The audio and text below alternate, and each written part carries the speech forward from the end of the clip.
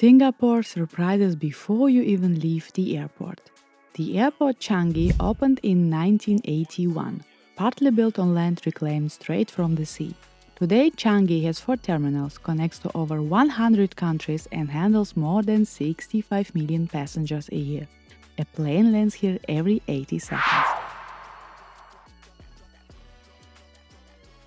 But the real showstopper is the Jewel, a iconic dome-shaped glass, opened in 2019. When you walk inside, at its core stands the Rain Vortex, the world's tallest indoor waterfall.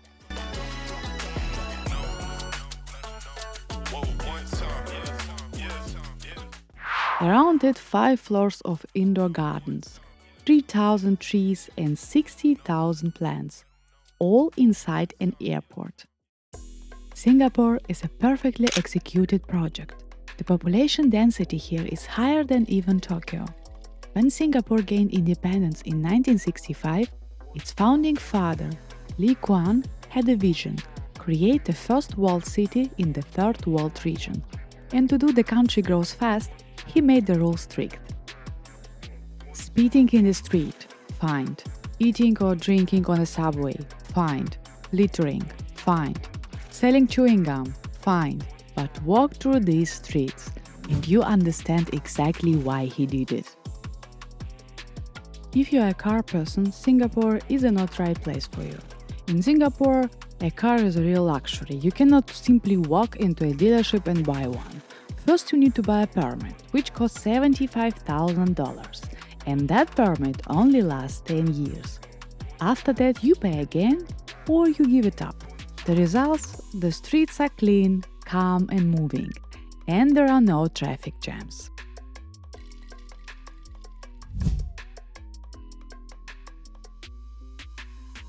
One of the things that hits every visitor in Singapore is the feeling of safety. It has one of the lowest crime rates on the planet. But why it is like this and who exactly lives here? Today, Singapore's total population stands at 6.1 million people. Of those, 3.6 million are citizens. 74% are Chinese, 13% Malay, and 9% Indian. Singapore was essentially built by immigrants, people who came with nothing and built everything. Being one of the most populated places on Earth, Singapore has more green space than any other city in Asia. Gardens by the bay, 18 super trees, giant man-made structures between 25 and 50 meters tall, covered in living plants. During the day, they provide shade. At night, they light up the sky in a display of sound and light.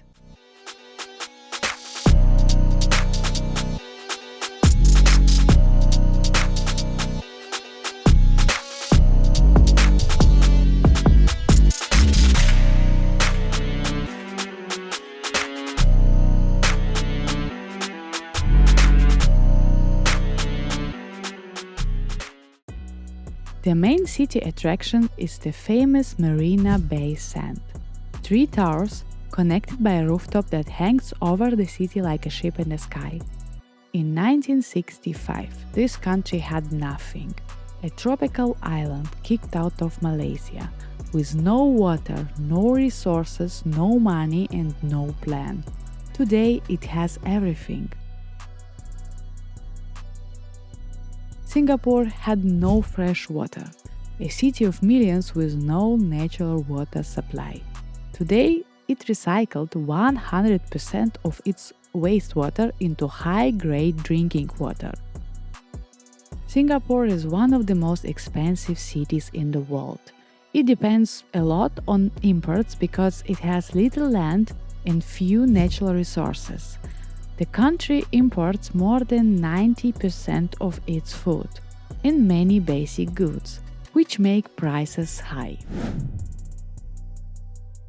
Singapore is famous for its modern buildings, many of which include plants and green spaces. This follows its idea of a city in a garden, where buildings and nature are combined, making the city look fresh and green. Public spaces are inspected weekly to ensure hygiene standards.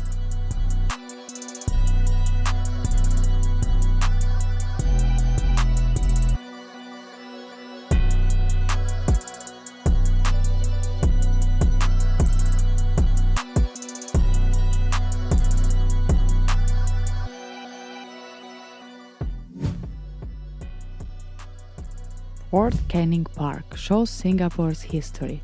It was once home to early rulers and later used by the British Army during World War II. Today, it is a calm green park that connects the past with modern city life.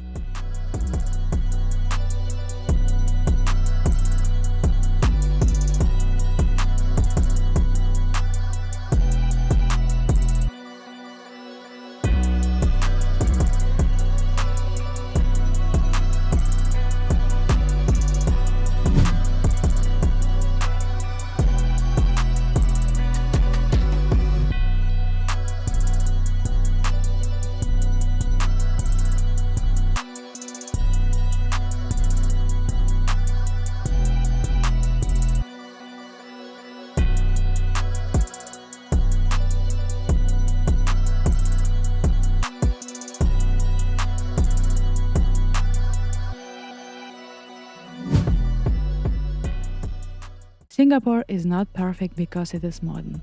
It is what it is because someone decided that the system, a real disciplined, uncompromising system, matters more than comfort. Tourists adapt the moment they land. Citizens live it every day. And the city keeps growing. Singapore is a proof that when a system truly works, everything else follows.